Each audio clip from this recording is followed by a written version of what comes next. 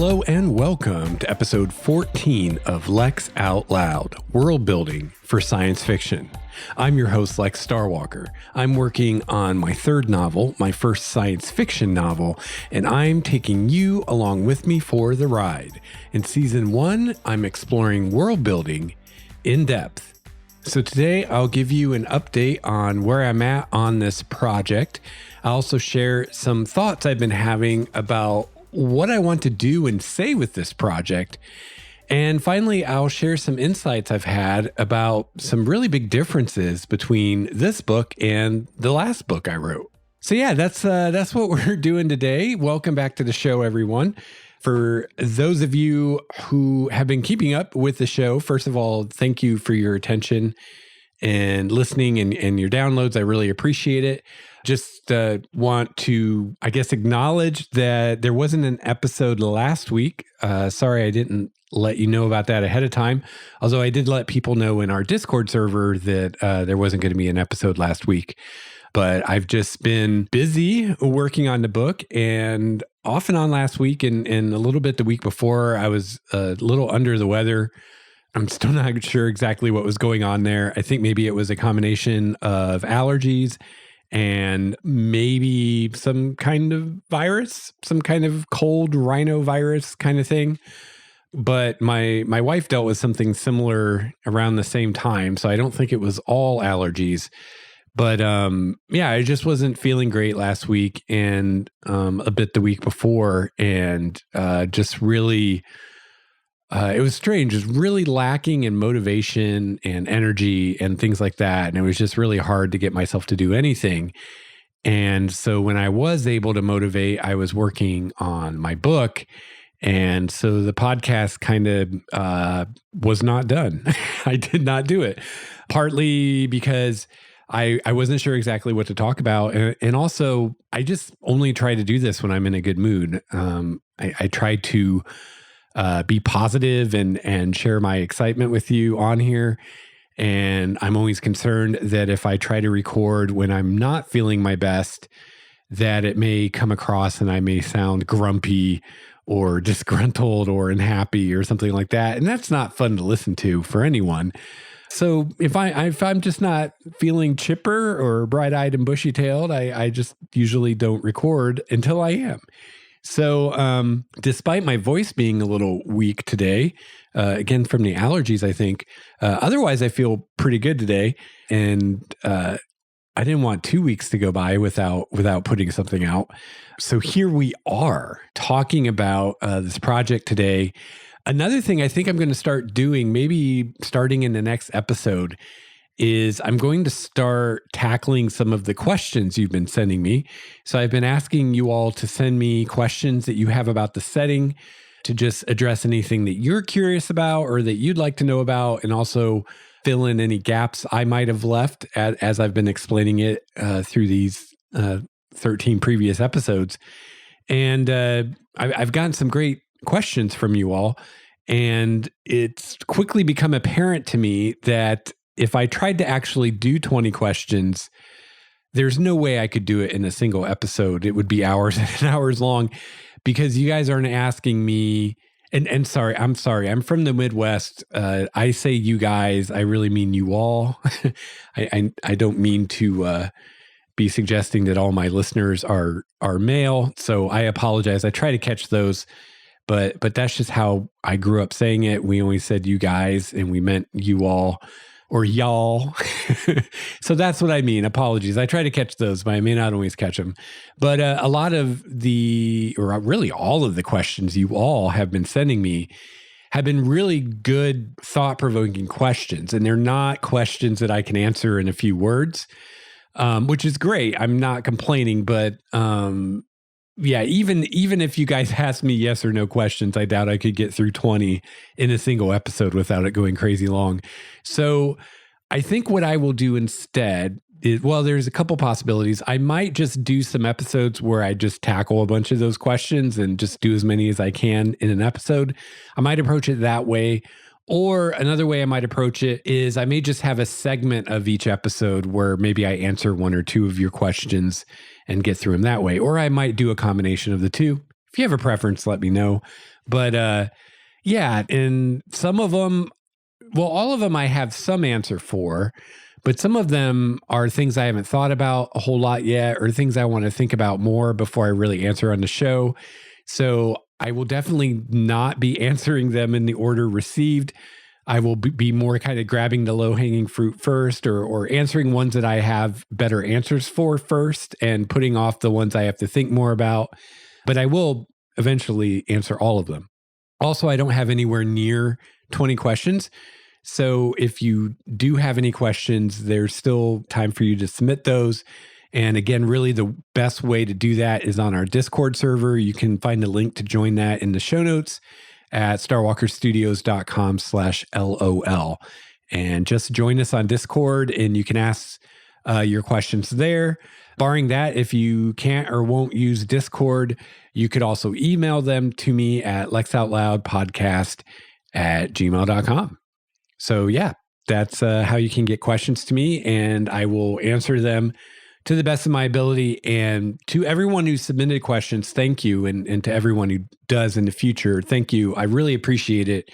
Not only are you helping me make sure that I'm telling you everything you want to know about the setting and helping me come up with what to talk about on this show, but it's actually, I think, in the long run, going to help me develop the setting. So far, I think all the questions have been things I've at least thought a little bit about. I don't think I've gotten anything out of left field yet, but I think it's very likely by the time I do get 20 questions that some of you will probably ask questions that I have not thought of before. So hopefully this will lead to me thinking about some things that I might not have thought about or might not have thought about until much later. Which can only be better for the setting. The more I can flesh it out, the more depth I can add to it, the better. So thanks again for the questions. I really, really appreciate them. And please, if you have anything you've been wondering about the setting, shoot me a question or more. Love to hear from you all.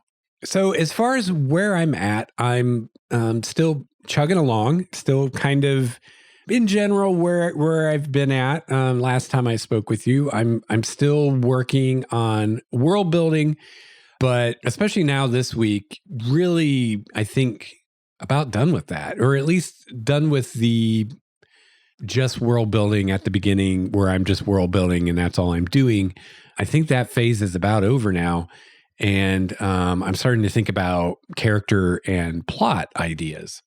So before I get too deep into what I'm doing and what I've been doing and all that good stuff, I thought I would share something with you that I came across the other day, which is something by Douglas Adams. And you probably know who Douglas Adams is if you're listening to this podcast. But if the name isn't ringing any bells, he is the guy who wrote The Hitchhiker's Guide to the Galaxy, as well as numerous other amazing books in that series and other works he's done as well.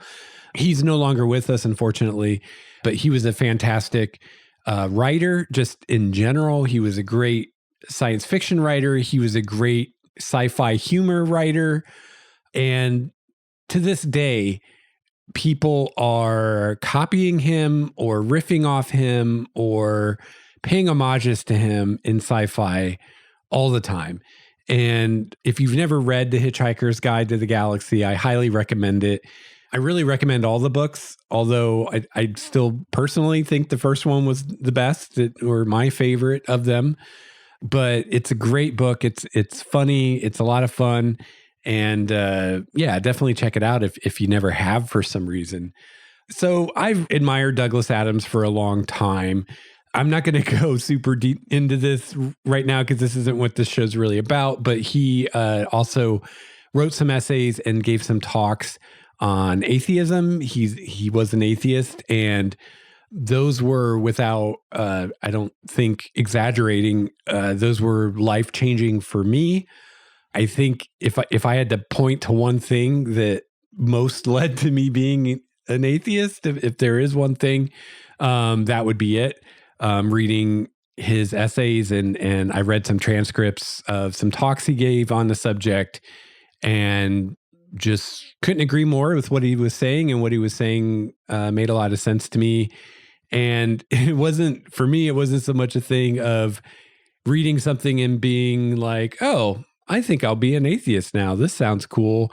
It was more a thing of reading his words and realizing that I agree with him and that I'm already an atheist and just didn't realize. I just never put that label on myself. But yeah, he was an amazing guy, a great writer. But the reason I'm bringing him up is I came across something, I think it was earlier this week, that he had written. And it turns out, and I didn't know this about him until now, but he struggled quite a bit with his writing, as a lot of writers do. And he had a lot of, quote, bad writing days or days where just he wasn't feeling it, or, I don't know the intimacies or the details of it, but I just know from what I read that he struggled with it and he found it difficult. And he had to frequently give himself pep talks and kind of psych himself up to write and to be able to write. And a document has surfaced that he wrote, and it was in his own handwriting, and I did my best to transcribe it. I think what I have here is what he wrote. But his handwriting, like my own, was not the best. So I might have a word off here or there, but I'm pretty confident that I got it right. But this was a note that he had written to himself, a note to self that was just a bit of encouragement for himself that I assume he had posted somewhere near where he wrote that he could look at every day or when he needed to give himself some encouragement. And I thought I would share that with you today, just as a reminder that, even the really successful writers who are making their living doing this struggle with this. It's not easy. And even people that you would assume just writing is easy for them and there's no effort and it just flows out of them. That's not always the case. And in fact, it's often not the case. And in fact, oftentimes writers do struggle a lot and deal with a lot of imposter syndrome and just being motivated to write and being productive and all those things. And there's, my gosh, could do countless episodes on all the many hats that writers have to wear. If you self-publish, even more so. And just the stresses of the job and rejection letters and submissions and all these things. And it's difficult. And especially for creative type people, sometimes it can be even more difficult. So I found this very encouraging, just to realize that this writer that I have admired for so long, who has written some of my favorite things that I've ever read, struggles with a lot of the things that I struggle with sometimes. And so I thought I would share it with you because I know a lot of you are writers. And even if you're not a writer, if you're any kind of a creative, I think you'll recognize some of this. And yeah, so let me get to it. So this is the Douglas Adams' general note to self. Writing isn't so bad, really, when you get through the worry. Forget about the worry. Just press on. Don't be embarrassed about the bad bits. Don't strain at them. Give yourself time. You can come back to it and do it again in the light of what you discover about the story later on. It's better to have pages and pages of material to work with and off, and maybe find an unexpected shape in that you can then craft and put to good use, rather than one manically reworked paragraph or sentence. But writing can be good. You can attack it. Don't let it attack you. You can get pleasure out of it. You can certainly do very well for yourself with it. Another thing I love about this, other than the fact that it comes from Douglas Adams, and it's a reminder that even these super successful writers are human and struggle with it, and just the good advice of it, as far as, you can come back and fix things later. Don't worry about it. Just get it down on paper, and you're better off having a lot of material to edit and work over than to just have very little that you've agonized over. All fantastic advice. But the other part I really love about this is he's got like a pretty not great sentence here. It's kind of a run-on sentence. And I wrote it exactly how he had it in his hand note. I didn't add any punctuation. I didn't edit it or anything. And I tried to read it the way that I think he was thinking it or how he would say it. But you probably noticed I even stumbled a bit reading it because the sentence is not greatly written. I'm trying not to say it was poorly written, but I think it's kind of the point. And that's the point he's making is that, I mean, he's kind of, in a way, he's talking about first drafts here when he's saying, don't be embarrassed about the bad bits. Don't strain at them. Give yourself time. You can come back and do it again later after you've discovered more of the story and fix things. So to me, he's talking a lot about first drafts or early drafts there and just, get the thing down, get it out of your head, get it on paper, and don't worry about it. Don't be critical of it at this stage. And in conveying that to us, he does so in the form of a sentence that I'm sure he would have later gone and rewritten and cleaned up a bit. This whole sentence that says, it's better to have pages and pages of material to work with and off, and maybe find an unexpected shape in that you can then craft and put to good use, rather than one manically reworked paragraph or sentence.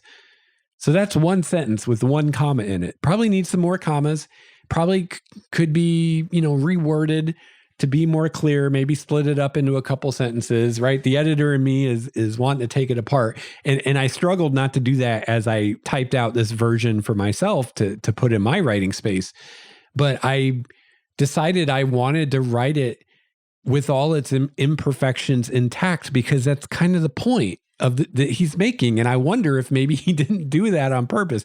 I don't think he originally wrote it that way on purpose. I don't think Douglas Adams set out to write a not perfect sentence, but I wonder if maybe it was a conscious choice not to fix it, because that's part of the whole point of what he's saying is, don't worry about it, just write. Now later, of course, you want to revise things and edit things and all that. But, what he's really talking about here, I think, is just the showing up to write every day and being motivated to write, and especially starting something new and how difficult that can be and getting through that.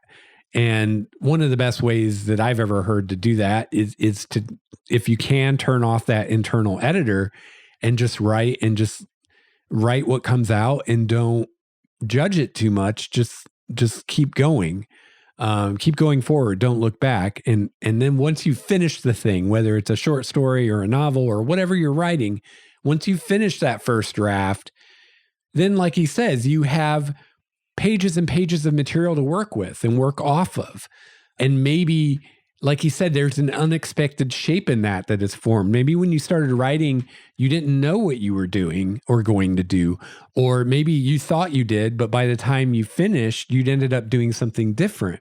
But now you've got the thing done, and now you have something that you can fix, which is, and as someone who has written a couple novels before and edited them, I can tell you that has been my experience as well.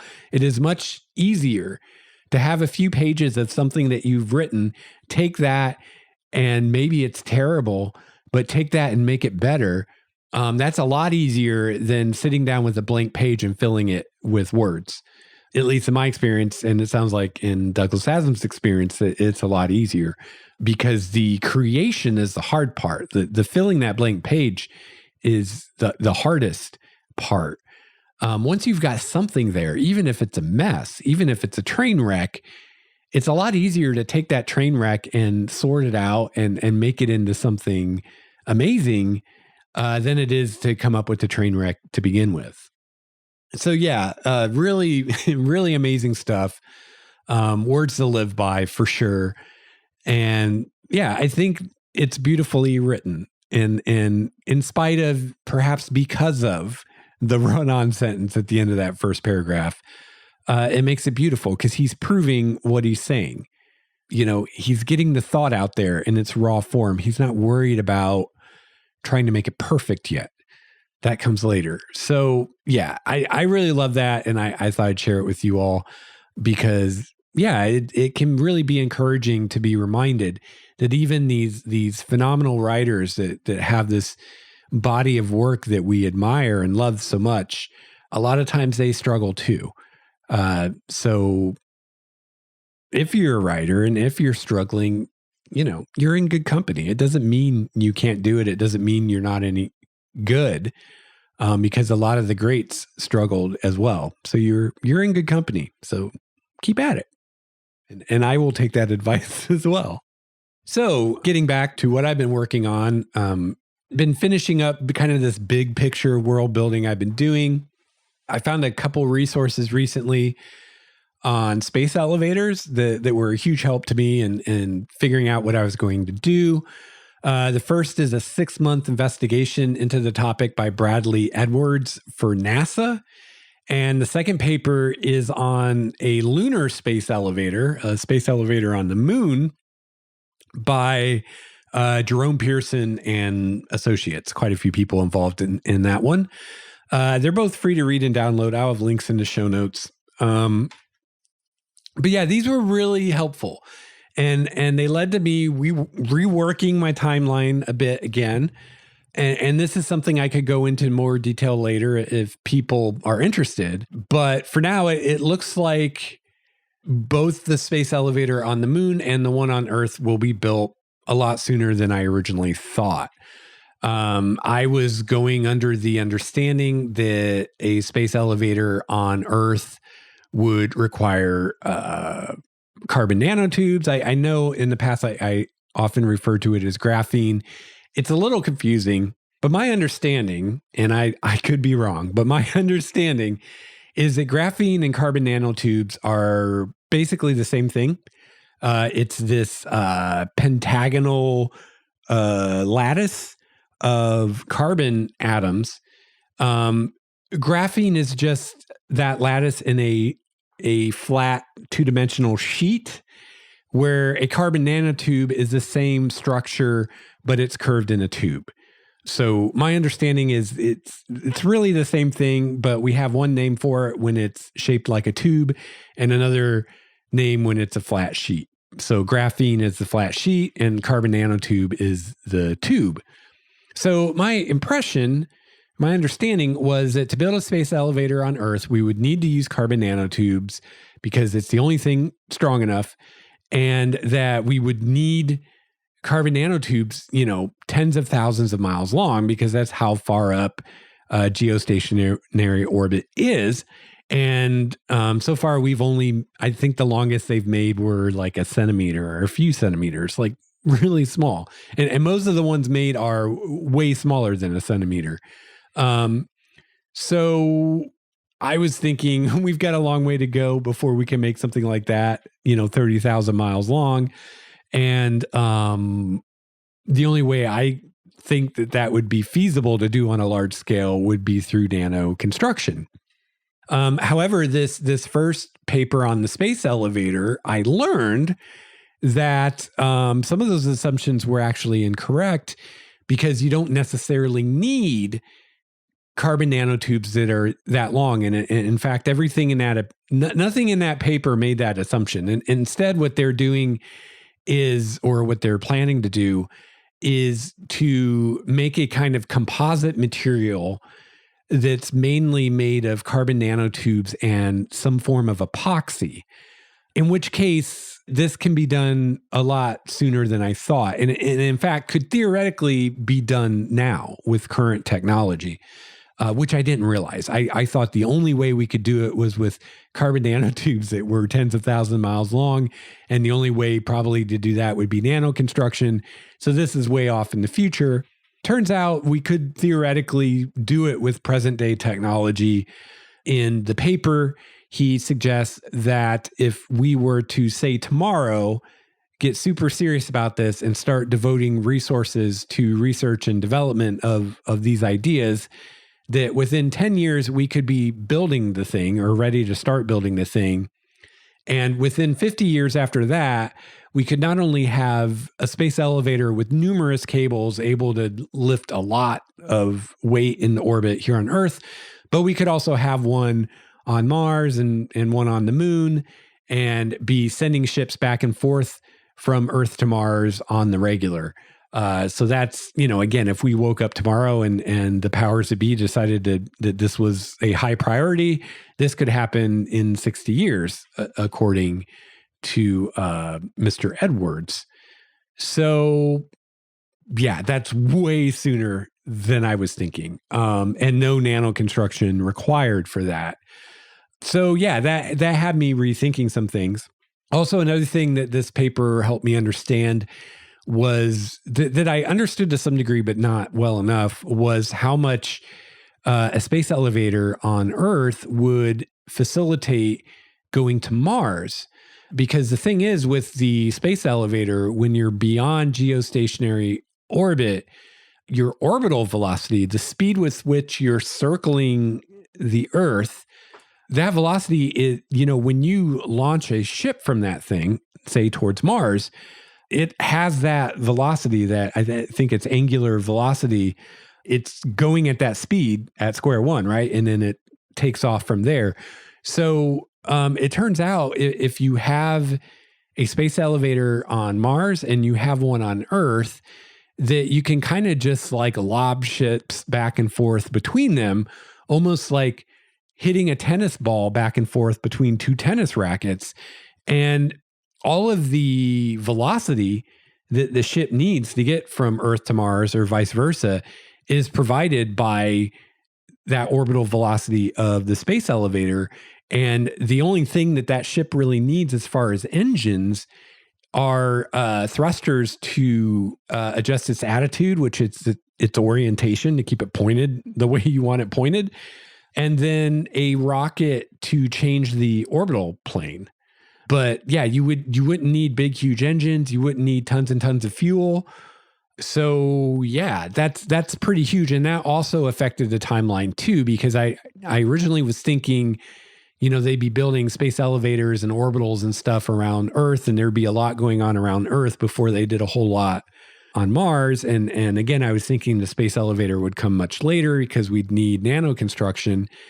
But when I realized we could have one on Earth a lot sooner than that, and one on the moon even sooner, which, by the way, the space elevator on the moon greatly facilitates getting things from the moon to Earth, then it became clear to me that it would make much more sense to build that space elevator on Mars earlier, even before they start building some of the bigger orbitals, because then we can so easily send ships back and forth from Earth to Mars. And then from there, it's another step to the asteroid belt and all the riches in the asteroid belt.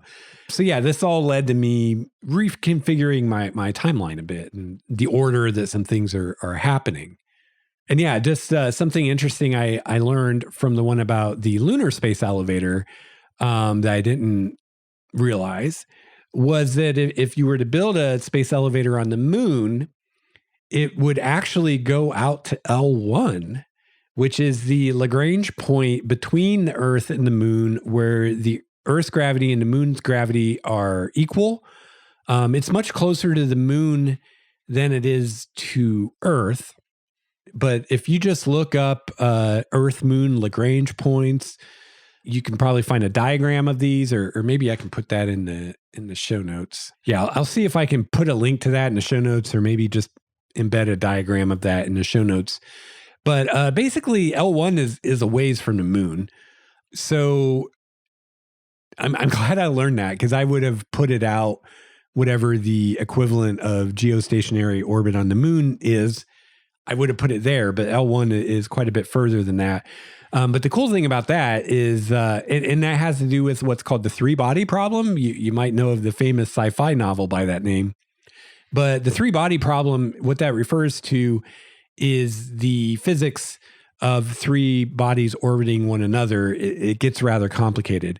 So, for instance, when you talk about the sun orbiting, oh my God. When you talk about the Earth orbiting the sun, that's two bodies, the Earth and the sun, having a relationship. And it's relatively speaking a simple thing to figure out, and the math is simple, relatively speaking. But then when you think about Earth's moon, that's where you get into this three-body problem, because there are three bodies involved now, because the moon is influenced by Earth's gravity, and it's also influenced by the sun's gravity.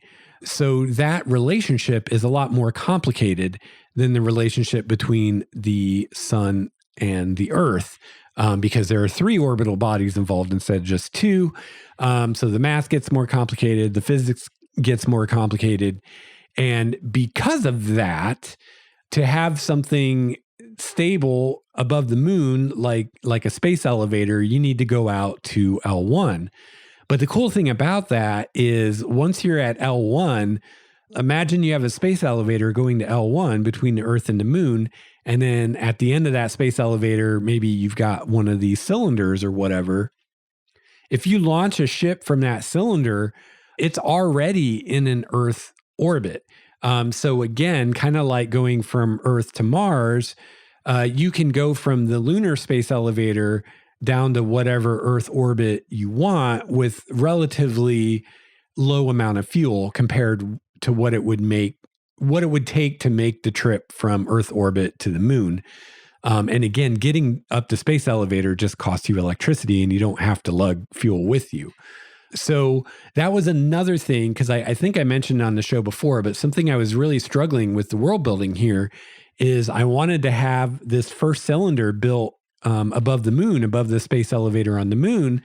And I was thinking it would be 2 kilometers in diameter, and the reason I want it to be that big is so that it can spin at less than 1 RPM while still providing 1 G of gravity. And I talked all about that in previous episodes, so I won't go into that. But so 2 kilometers diameter is kind of the smallest I want. And at that size, the thing could hold 36,000 people. And so the big problem I was struggling with was, I already answered how do we build this thing, because we're mining and refining titanium from the moon, and we've just got to get it up the lunar space elevator to build the cylinder up there, which isn't a big deal. So that's kind of covered as far as where are the materials coming from and how are we getting them there? Like, that's covered. But the big question was, how do I get 36,000 people from the Earth to the moon? That's a lot of people. And if they're having to take rockets the whole way, that's just not going to work. And so this was a big problem. And basically, this problem was solved by these 2 papers, because the first paper solved half of the problem because it made me realize we could have a space elevator on Earth a lot sooner than I thought, which means that getting 36,000 people from the surface of Earth to geostationary Earth orbit isn't a big deal, and that's no problem. Where before that was a problem, and I was thinking maybe I'd have to use an orbital ring or something like that to explain that, because there's no way you could do it with rocket launches. Well, I mean, you could be super expensive and probably destroy the entire environment, but so it's not really practical. So that solved half the problem, and then the other half was solved realizing that if we have this lunar space elevator, not only can we get all the building materials up from the moon, no problem, but we can also get things back and forth from Earth to the moon, no problem as well, with the space elevator on Earth and the space elevator on the moon. So as soon as I realized that I can have both of those things, getting 36,000 people from the Earth to this city in orbit of the moon is not a big deal. So that was a very happy day when I read these papers and realized all that. So I'm also continuing to flesh out ideas for the Cylinder City, where the story is going to take place, which is going to be one that's built above the space elevator on Earth. And it's going to be a lot bigger than the one on the moon. I'm still in flux on the sizes. So maybe I'll just talk a minute about that. So I think what I told you before was that this first space elevator this cylinder built atop the space elevator on Earth was going to be made of graphene, was going to be 22 kilometers in diameter and have north of 5 million people. I've been wondering if maybe that's too big and too many people this early in the process and the development. So I went and looked again at some populations of cities and stuff, trying to see where I'd be at. So the way I have it now, the first cylinder that's built, which is built atop the space elevator on the moon, is 2 kilometers in diameter and has, like I said, population up to 36,000. And I apologize for the regionalism of this, but in order to wrap my brain around this, I had to use towns and cities I'm familiar with. So these are places in the United States and places that I've actually been to. So I have some concept of how big they are. So I apologize that unless you have been the same places I have been, some of these may not mean much to you. I apologize. But you can always Google. What you can do is, let's say you live in the United States, Google your state. So let's say you live in, I don't know, Idaho. Google something like Idaho city populations or something like that. And I was able to find this for my state of Washington, where they had listed, starting at the biggest city in Washington and going down the cities by population. So that's how I found some of this stuff. And then there's also on Wikipedia, there's a page that has, I think it's like 300 and some of the biggest cities in the United States by population, starting at the biggest, which is New York City, and going by population going down. So I use that for some of these too. So 36,000 is the size of this first cylinder on the moon. And so that's about the size of a town here in Washington called Mount Vernon, which is really near where I live here in Bellingham, has a population of 35,000. And it's, in my mind, I don't know that I'd even consider Mount Vernon a city personally. I would call it a town. So, I mean, that seems about right to me. Again, I can't really go smaller because if I go any smaller than 2 kilometers in diameter, then my rotation speed will be more than 1 RPM, which means that some people won't like that and will get sick and whatnot. Where at 2 kilometers, my rotation speed is like 0.95 RPM. And at 1 RPM or less, most people are fine. So that's fine. And then another size I was looking at is around 180,000 people. So that's about the size of Vancouver, Washington, which I haven't actually been to, but isn't a terribly big place either. Bellingham, where I live, is around 89,000 people. And then the next size up from there I was thinking about was around 750,000. Or no, the next size up from there was 380,000, which is about the size of Cleveland, Ohio. And then was 750,000, which is about the size of Seattle. Now we're talking. Seattle's not a big city by any stretch, especially to someone like me who lived in Chicago. Seattle actually seems quite small, but it's 753.7 thousand people, give or take, which is about the size. Yeah, 750,000 people is how many people you could get on the biggest of these cylinders you could build out of titanium.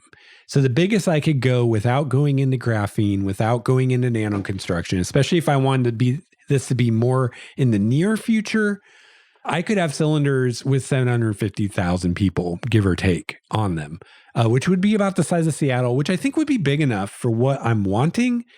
Isn't still quite the urban feel that I was always picturing, something more like New York or Chicago. Which Chicago's close to 3 million, 2.7 million. New York's 8.3 million. So that's why I was at the 5 million figure before for the graphene ones. So yeah, I'm still kicking around those ideas, but I think what I have is pretty good. So I have, these first cylinders built, they're 2 kilometers in diameter. They can hold up to 36,000 people. We build one of those on the moon above the Lunar Space Elevator. Then we build one either near or inside of a near-Earth asteroid so we can start mining metals and precious metals and rare earth elements and things like that from asteroids. Next, we build one on a near Mars asteroid for the same reasons. And again, these are all the same size as 36,000 people cylinder. And then I figure they try to build something bigger. So over at L5, here in the Earth Moon system, they build one that's for 180,000 people. So again, that's about the size of Vancouver, Washington, if you happen to have ever been there. Yeah, and then the next one after that is the one above the Mars space elevator, which they make bigger. That one can hold up to 380,000 people, which is about the size of Cleveland, Ohio. I was going to go even bigger for that, but I want Mars to be kind of a frontier town in a way. And I don't think it's a pretty long trip to Mars. Even using the space elevator and your free velocity from that, it still takes, I think, months to get to Mars. So it's a long trip, and you can probably have artificial gravity on that trip, but it's still a long trip. So especially in the beginning, you're not going to have a lot of people wanting to make that trip, not until it's pretty established.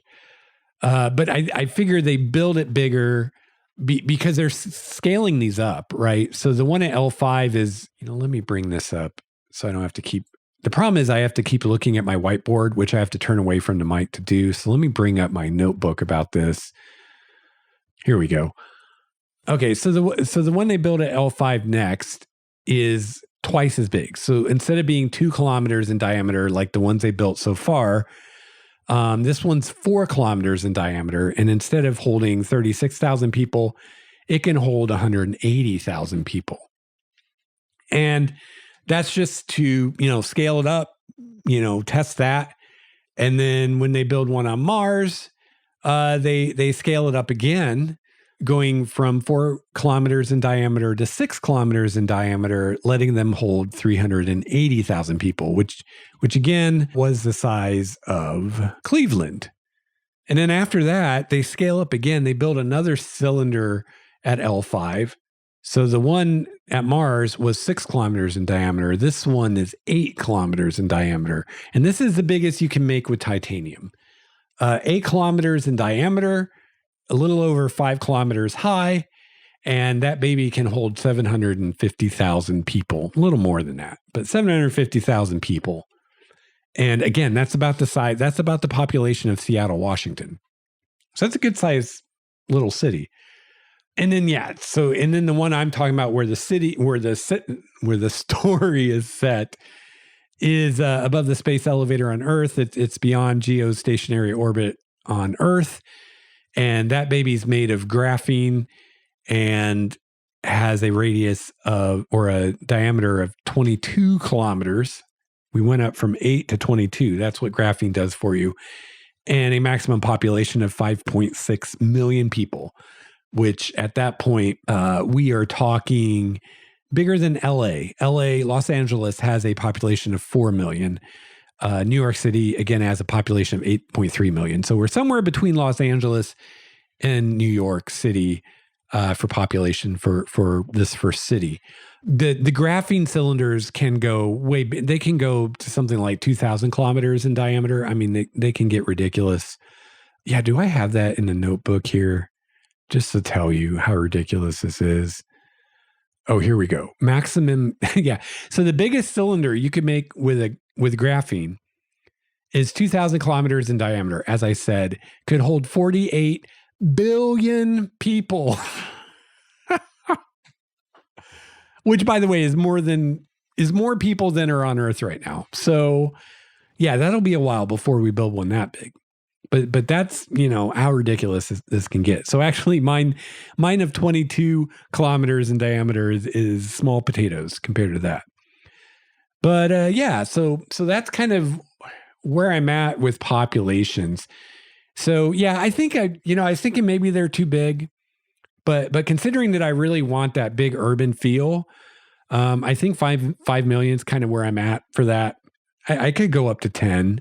I don't know. I'll think about that. But yeah, I think, I was kind of wondering about having, a cylinder that can hold 180,000 people out in the asteroid belt.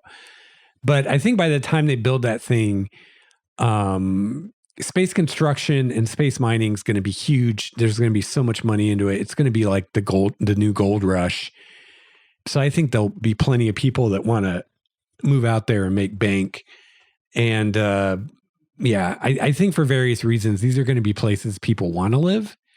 Now, people that aren't your hardcore serious miners and whatnot will probably want to go to the L5 neighborhood And the idea is that L5 eventually they'll have numerous cylinders built orbiting L5 and all connected together with cables so you can take cable cars from one city to another.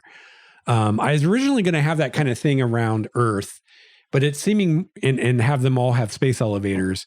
But it's seeming more and more like that's not very realistic. And there's really, at least with our current understanding of things and kind of where we think technology can go right now, there's really a lot of limiting factors on where you can put a space elevator on Earth, to the point that Edwards in his paper pretty much was like, this is where we would build it. And that's where I'm having it, which is, what was it? I think it's something like 1,000 or 1,500 kilometers west of the Galapagos Islands. It's out in the middle of the ocean. And I think it's the Pacific Ocean. It's international waters. And it's far enough out that even if something catastrophic happened and the cable of the space elevator fell from Earth, the parts that were low enough that wouldn't burn up in the atmosphere would just land in ocean. They wouldn't hit land or anything like that. So yeah, that's where it's going to be. And part of the reasons from that for that is you want to build it somewhere where there's not much lightning, because lightning could do a lot of damage to a space elevator. And you also want it somewhere where there's not going to be cyclones and hurricanes and things like that. And then having it be over the ocean allows you to have the anchor be one of these, deep sea platforms. And that can be moved so they can avoid collisions with objects in low Earth orbit and stuff like that. Although, presumably by the time they start building the space elevator, they will either have cleaned up the space junk in low Earth orbit, or they'll be in the process of doing that, because it's kind of hard to have a space elevator with all that crap up there. And they need to deal with that anyway. So better sooner than later. So yeah, that's kind of what I've been thinking about. Starting to think more about character concepts for the main point of view characters. That's something I'm sure I'll talk about more in the future. But something interesting happened as I've started to get towards the end of my world building and starting to think more about character and plot ideas. I suddenly had some really big idea kind of questions start coming to me that I hadn't really thought about before. And I think it's really interesting that these thoughts are coming now. It's like my brain has decided, okay, the setting's kind of where we need it to be. It's time to go on to character and plot. But before we do that, maybe we should think of these big picture things, these big questions, which really all boil down to simply, what is it I'm trying to say? Which this is really weird for me because I've never done this before. Everything I've ever written before, I don't know, I just wrote it to write it. I didn't really have a reason. My last book, Dawn of Endless Night, I wrote it because, I don't know, I wanted to write a book, and this was a story I had in my mind to tell. I wasn't trying to say anything with it, but I found myself asking myself, is there something I want to say? Do I just want to tell a story? Do I just want to entertain people? Or is there possibly something I want to say, a message of some kind, maybe? Some kind of point I want to make, or a message I want to get across? Is there anything specific I want to show with this story? So, yeah, it really took me by surprise. I was supposed to be starting to brainstorm some character ideas. And instead, I found myself asking myself these questions. What do I want to say? Is there anything I want to say? And it's just interesting to me that I'm thinking this. I don't think it's unusual or not unusual. I think it's understandable that I am. I think a lot. I was just talking with my wife earlier today about how a lot of times science fiction stories at least start out as idea stories. They start out with a premise based on an idea or a question or some kind of a what if thing. For instance, my wife and I recently watched the show Upload. I think it's called Upload. And I feel like that whole show was based on the idea or the question of, what if we develop the idea to be able to upload your consciousness into a computer, and through that we could basically provide you with a virtual afterlife? What would that be like? And a lot of science fiction stories do this, or at least they start out that way. It starts out with a question: what would it be like if robots achieve sentience? What would it, Terminator? What would it be like if we developed AI and the AI took over and tried to exterminate us? So a lot of sci-fi does that, or at least that's one of the starting off points, is asking some kind of question like that, or exploring an idea like that. So I don't think it's at all, unusual that I would ask myself this. Is there a question I want to answer or explore? Is there a possible technology I want to look at? Now, obviously, I'm interested in space elevators and orbiting habitats, and so those are technologies that I'm going to feature and explore. But is there something maybe more important, something I want to say? Now, that said, I don't want to preach to people. I don't want to have an agenda, right? I don't know that there's a better way to lose a reader or any kind of an audience than to start preaching to them and to have an obvious and all affecting agenda behind what you do, to the point that people will scream about that at the first inkling that it might be there. I don't want to open a can of worms here, but I just keep thinking about, the so-called anti-social justice people, and how anytime they see a gay character in a television show or whatever, they instantly think that there's some kind of agenda. Now, I definitely, and I'm not going to name any names or any shows or stories, I definitely have felt that there have been certain shows and stories that did have an agenda, and that they did, to some degree, let that agenda control things too much to the detriment of the story. But that said, I think 9 times out of 10, when someone makes a comment like that they're full of crap and there's no agenda at all. People seem to forget or not realize that, writers are human beings, and we write from what we know and what we've experienced. So it doesn't mean there's an agenda. It's just people writing what they know and what they've experienced. But there can be an agenda. And if that agenda is given too much weight, and if it is what is behind creative decisions, then that is usually a bad thing. And usually readers or viewers will pick up on that and will not see it in a favorable way. So the last thing I would ever want to do is to make that mistake and have some kind of agenda that I'm trying to promote with my writing. However, that said, when I think about it and when I'm really honest about it, I would hope, if I'm going to spend the rest of my years on this planet writing stories for people, I would hope when it's all said and done that I do accomplish something more than just entertaining people, whether that's by design or not.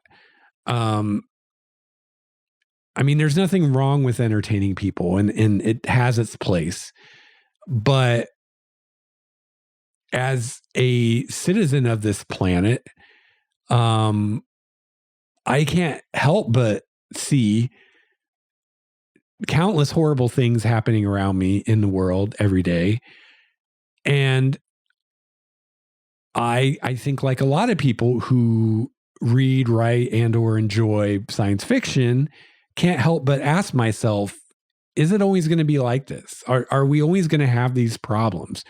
Or will there someday be a future where we outgrow our infancy as a species, and where we are no longer fighting over these super petty things? And will we ever find common ground? Will we ever be able to accept and appreciate people who are different from ourselves without feeling threatened by them and frightened by them. Will that ever happen? My answer to that is, of course, an opinion, but my answer to that is yes. I think if we survive long enough, now we may destroy ourselves first. And that may be the answer to the Fermi paradox right there, why we don't see other civilizations out there, because there are so many amazing ways we could destroy ourselves long before we get to that point. But I do want to believe that if we survive long enough as a species, that eventually we would evolve enough to get to that point and start to actually work together as a species, and instead of, falling to tribalism and nationalism and all this stuff and seeing everybody as different. I would even go further and hope that one day in our future, not only will we be able to accept differences among our fellow human beings, but we will actually be able to accept completely different species who are just as intelligent as us or more so, and treat them with the same respect as we do humans. That seems really far out right now. If you just look at how we've treated other life forms on our planet and how we treat one another, may seem impossible, but I'd like to believe that. So I guess I'm an optimist in that way. So that was really the answer that came to me. And when I asked myself, is there a message? Is there something I want to show people, or a thought I want to give people? I didn't, as soon as I asked the question, the answer was there. And the answer is that, yes, I guess there is. When I really think about it, I want to show a future where humanity has overcome many of our petty and childish, I would say, differences. A future where we are no longer competing with one another for territory and resources. I want to show how this is made more possible by ever-advancing technology, removing scarcity of resources and energy. So, for example, space solar power makes plenty of green electricity available to everyone, anywhere in the world and beyond. Moon and asteroid mining has led to an abundance of resources available in space and on Earth. So we no longer have scarcity of energy, and we no longer have scarcity of materials. Nano construction allows virtually anything to be 3D printed for only the cost of materials, which again are cheap. Large space habitats with artificial gravity provide plenty of affordable and luxurious housing for everyone. So there's no competition for space, no competition for resources, no competition for space. What's there left to compete over? What's there left to kill and die over at that point? The abundance of jobs in space for highly skilled people leads to many more people pursuing higher education, which is freely available to everyone. Right? I don't know. To me, it's all pretty self-evident. So that's what I want to show, because I think that's a future that's possible. I don't think it's inevitable. I'm not going to sit here and say we'll be there one day. I hope we will. Right now, it definitely seems the cards are stacked against us. Definitely seems unlikely, but possible. So that's what I want to show. If I have a message, it's that. I just want to show a more hopeful future where we do not have to deal with a lot of the BS that we're dealing with right now. So despite all this, despite all these wonderful things, I want to show that people still maintain their own cultural identities. There are still numerous nations and cultures who all work together toward common goals while maintaining their own unique perspectives and approaches.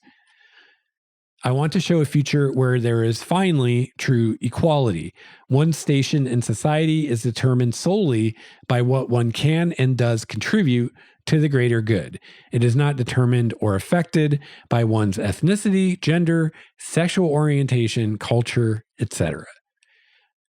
And I want to show the inspiring potentials of technologies like space elevators, rotating orbital habitats, etc. So yeah, if I have a mission, if I have an agenda, there it is.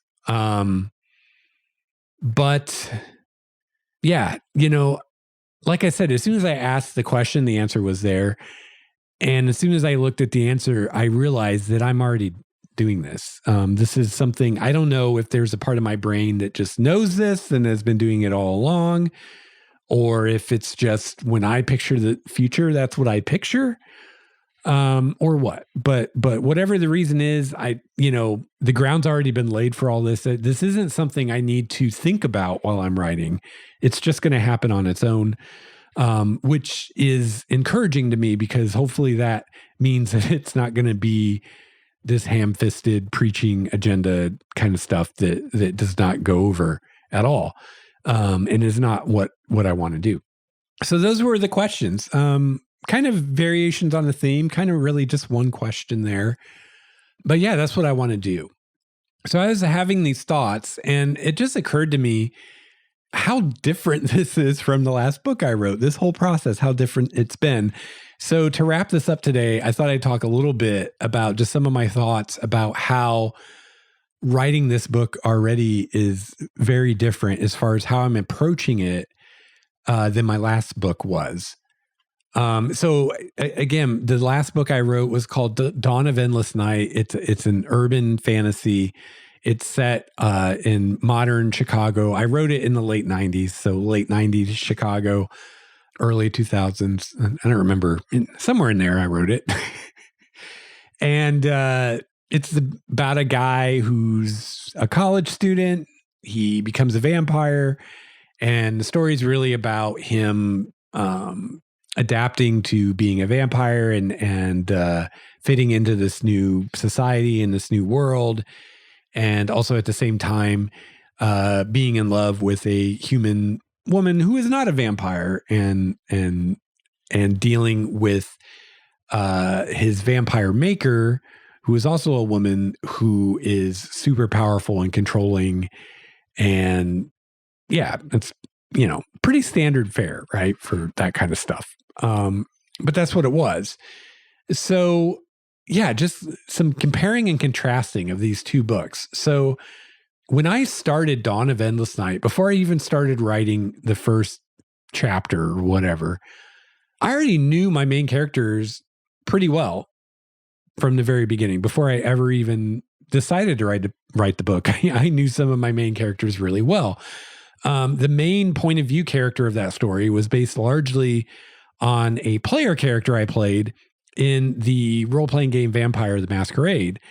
And most of the other main characters in the book were based on non-player characters that I developed and used in the vampire games that I ran as storyteller or GM. That's what they called a GM in that game. It was a storyteller.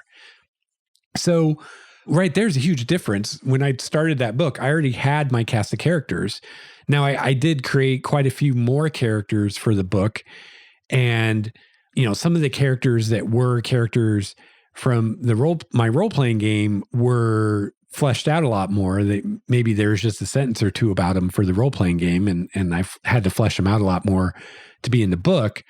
But really the two main characters of the story, which was the main point of view character, Jeremy, and then the vampire who made him, her name was Tatiana, those were fully realized, fully fleshed out before I ever wrote the book or even realized I was going to write a book, because Jeremy was a player character I played in the game, and I didn't actually play him that much.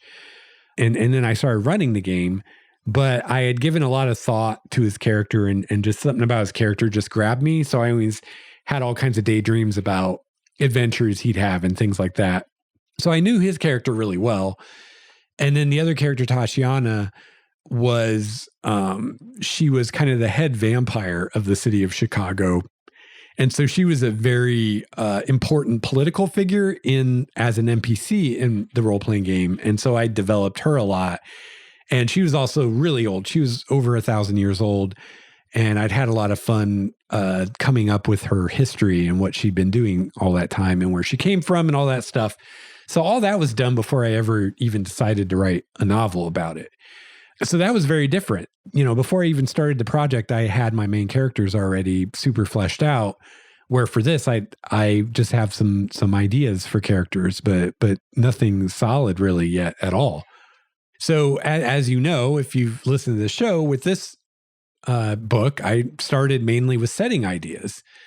And as I just kind of talked about, turns out I also had some kind of big picture goals and ideas for what I'd like to do with the story and the setting. But yeah, characters and the plot of the book, I haven't even come up with anything solid yet.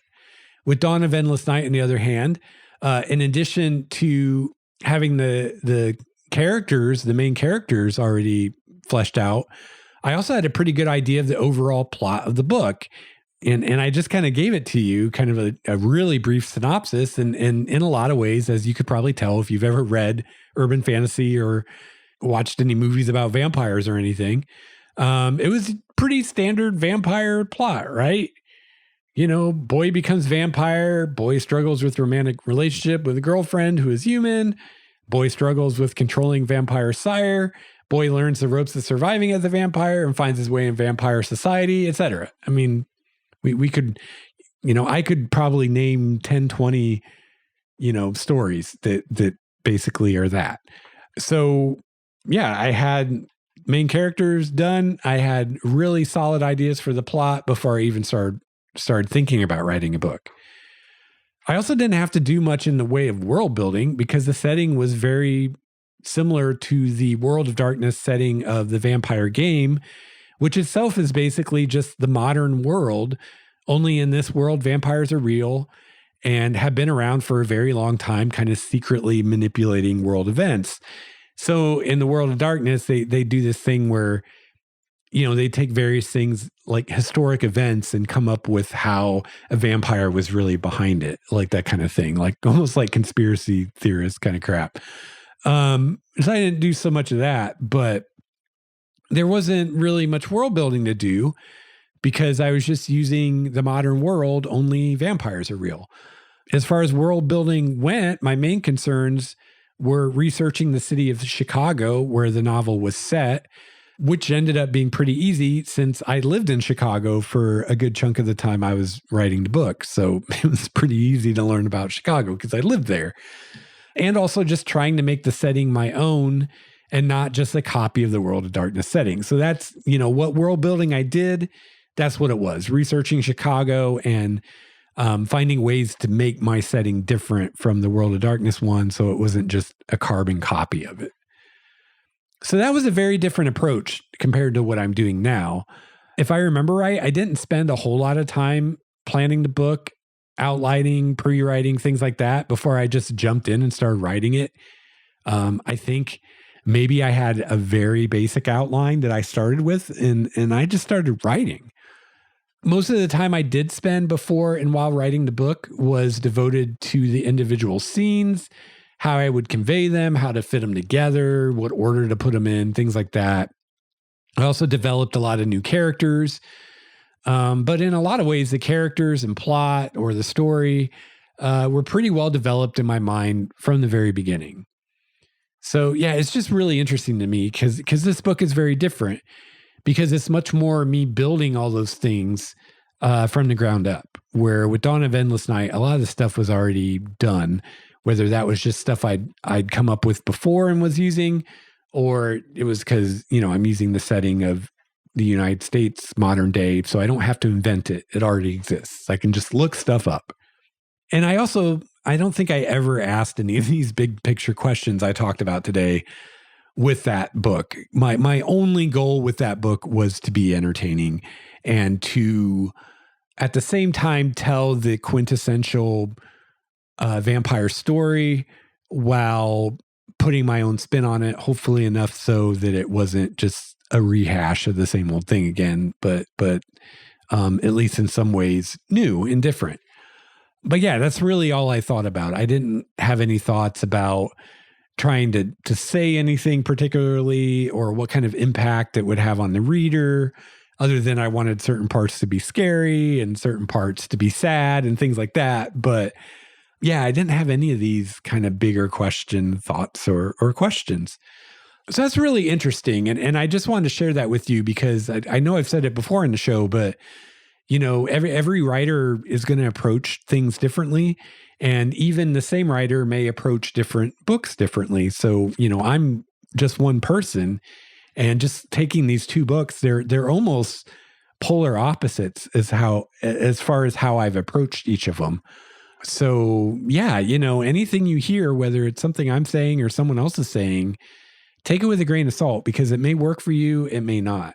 Or it may work for you on this particular project, but not on the next one. So every book is its own project, its own animal, its own unique thing. It has to be approached in its own way. And, at least that's been my experience. I can't imagine trying to write what I'm writing now the way I wrote Dawn of Endless Night. It just wouldn't work. It'd be like trying to do it backwards. So yeah, I thought that was interesting.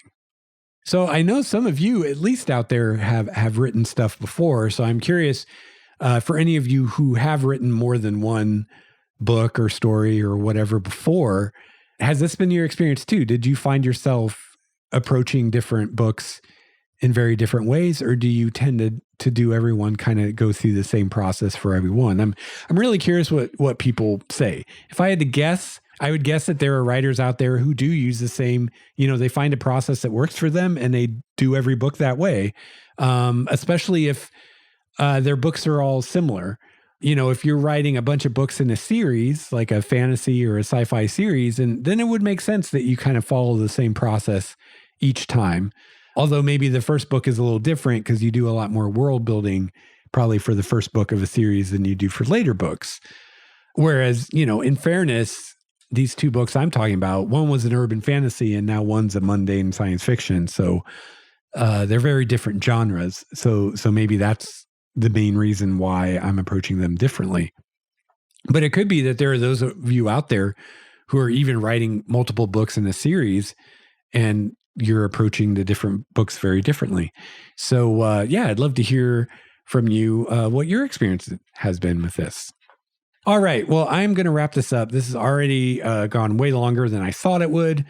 I must have rambled a lot today. Apologies if it was rambly. I would love to hear from you if you have any feedback or you want to share anything with me and or with the other listeners. Please get a hold of me. You can email me at lexoutloudpodcast@gmail.com. Another great place to get in touch with me is on our Discord server. You can find a link to that in the show notes at starwalkerstudios.com. You can also follow me on Twitter at LexStarwalker, and you can call my voicemail 951-465-5391. And yeah, thank you so much for listening. Go check out the show notes. I'll have a couple links in there for you, as well as the contact info, Discord link, all that good stuff. Also in the show notes, I do have a Patreon. If you'd like to support the show, you can check out my Patreon. There's a link in the show notes. And patrons at the $5 level get early access to the new episodes as soon as I produce them, and also get access to our writer's room, which is a special part of the Discord just for patrons at that level for more serious and focused writer discussions and advice and things like that. I hope I hear from you. And please send me any questions you have about the setting. And in future episodes, I'll start answering some of those. And yeah, thanks for listening. I'll be back again soon. And until then, keep writing.